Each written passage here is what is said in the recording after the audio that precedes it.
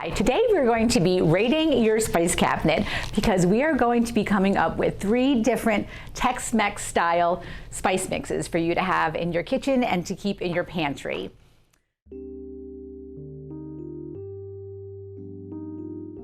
So the spices you're going to be needing to get are, we need chili powder, regular paprika, sweet paprika often you would see, smoked paprika, this gives it that smoky flavor. You need cumin, coriander, oregano, and then garlic powder and onion powder, if that's something that you can tolerate, and then cayenne as needed for taste, or if you want that spice, and then salt and pepper. So those are the spices that we're going to be using. And with all these different spices, we're going to be coming up with 3 different mixes that each have a similar but different flavor profile as well. So you can, lots of different applications for these. So we're gonna go over that as well. So for the first one is our fajita seasoning. We do a lot with fajitas up here because they're so easy. We've done shrimp fajitas, chicken fajitas. We just, put the chicken or fish or, whatever you're making, steak even, with some peppers and onions, pop it in the oven and make a sheet pan fajita meal. So it's super good. You just sprinkle this mix on top, super easy. What else you can do if you wanted to marinate your meat ahead of time, or your shrimp ahead of time, you would simply take some of your mix that you're going to be making, put it in a Ziploc bag with olive oil or avocado oil we mostly use, and let the meat marinate. Shrimp probably about a half an hour. Chicken can go a few hours overnight. It's really going to help absorb the flavors, and you're just going to have really nice deep flavors in your dish. So for the first one, this is a fajita seasoning, and it calls for 1 tablespoon of the chili powder. It has 1 tablespoon of cumin, 2 teaspoons of garlic powder. Again, if you're following a low FODMAP diet, you can always omit that.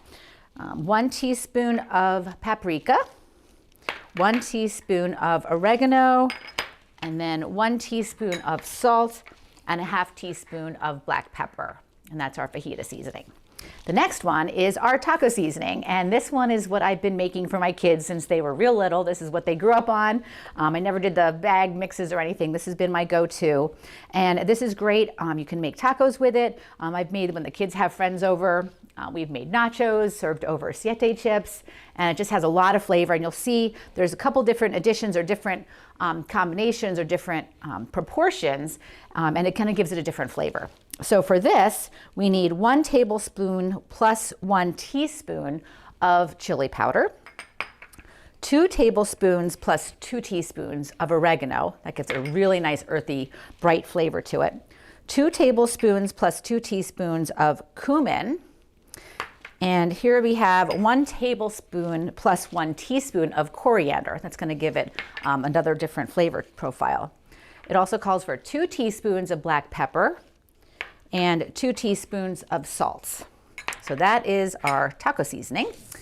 And then the third one, which I really love, this is a Smoky Tex Mex Blend. I ran out of those little cups, so I have it here on a plate here. But what's really nice about this, it kind of, with that smoked paprika, it almost has like that chorizo taste to it. So it's great in chili.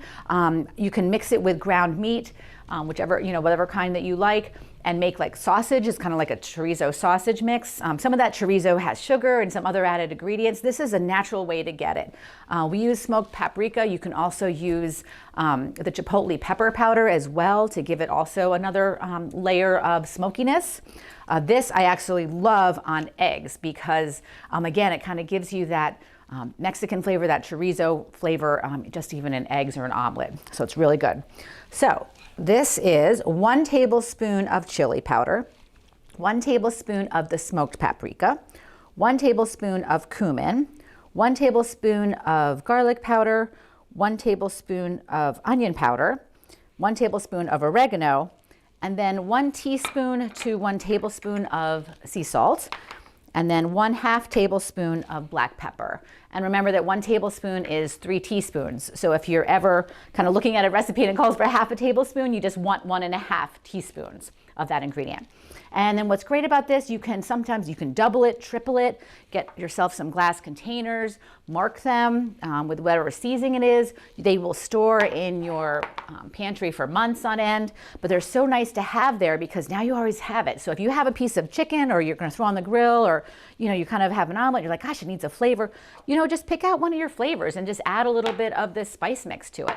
And it just really can add a lot of variety to your meals, to your sheet pan meals, whatever you've got sauteing on the grill, etc.